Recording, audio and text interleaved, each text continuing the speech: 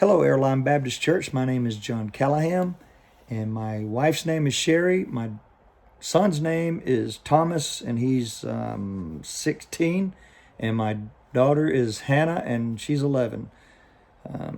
Think I don't know my own children. I promise you I know them quite well. I just struggling there for a moment.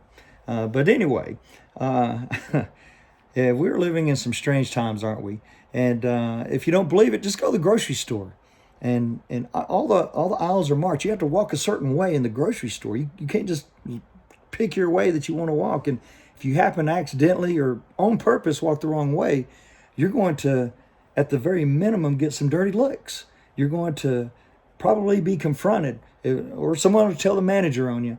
And I've learned that if I forget something behind me, instead of having to walk all the way around, you can just kind of push your buggy backwards. You can just walk backwards, and that seems to work out pretty good. People don't seem to frown on that too much.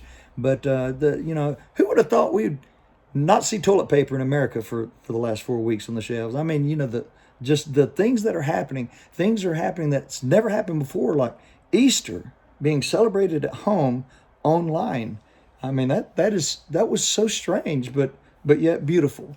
And we were able to worship and celebrate Christ's resurrection together at home, and that was nice. I know this year was my 29th anniversary, and we celebrated it at home.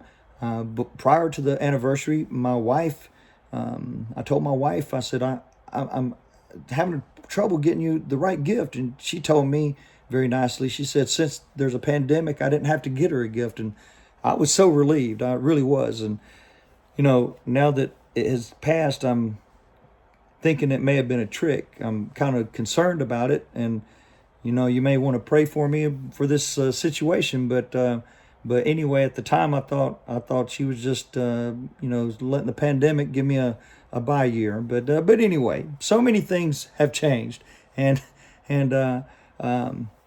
one thing I have noticed is people seem to be a lot nicer, a lot more ready to talk, a lot more ready to slow down. I know I came out of Atlanta and I had a trailer on my truck, so I had to walk through the drive-thru at Wendy's. And this was the first week of the pandemic, and I walked up and I placed my order, and before I was finished, the whole crew was at the window just looking at me, waving and smiling and saying have a good day. And it was kind of strange, that they all came to visit me. I guess there weren't many customers that day, and they were just glad to see someone.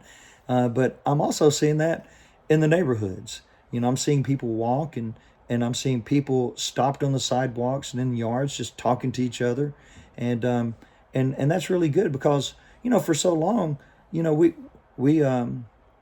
it seems to a lot of people hide from their neighbors. If someone knocks on the door, you're sitting there pulling the sheets up over your eyes, hoping they'll go away.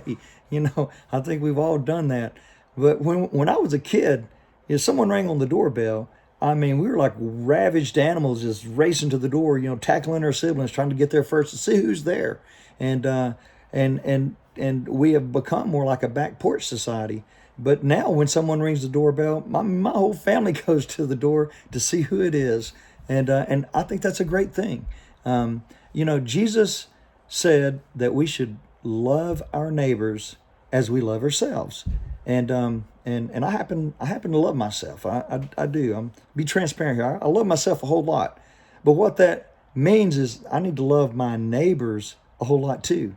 And I spent time with my neighbors. I've had 2 new neighbors move in and close to me, and I've spent time with them before the pandemic. But since, I've been sitting in the garage talking, standing in the front yard talking, spending up to 30 minutes sometimes just chit-chatting. And it's like neither one of us are in a hurry, and we can sense that. And that's really good because Jesus has called us to get involved in people's lives.